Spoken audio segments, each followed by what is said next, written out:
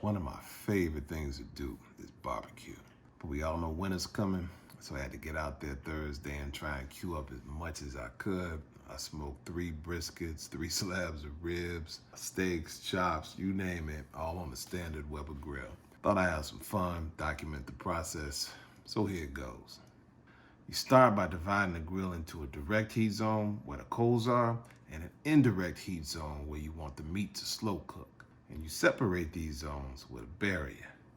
Now you can go out and buy one of these things, but I just use standard construction bricks. So you have your hot zone with your coals, your barrier, and your slow cook zone. This is hickory wood on the coals in the hot zone, and again, here's the barrier to keep the coals in their zone. And I put the lid on with the vent away from the coals so the smoke from the hickory will make its way over to the meat. Then I put my bottom air vents about a quarter open and the top vents about a third open, and that helps create that 250-degree temperature on the slow cook side. I let the brisket smoke for about 2 hours with no foil so they'll absorb a good amount of that smoky flavor. Then I cooked them for 4 more hours, but with foil to keep them from drying out. And once you get the brisket in the foil, you can stack the briskets on top of each other to make room on the grill to smoke your ribs.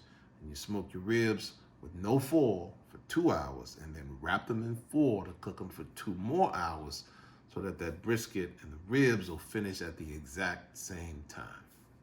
And while the ribs and the brisket are over in the slow cook zone, you can use that direct heat to cook your steaks, your chops, your burgers, your seafood. Once everything is done, I cut them up, vacuum seal them, and put them in the freezer. So when winter gets at its worst, I just thaw them out, heat them up. That's what I'm talking about right there.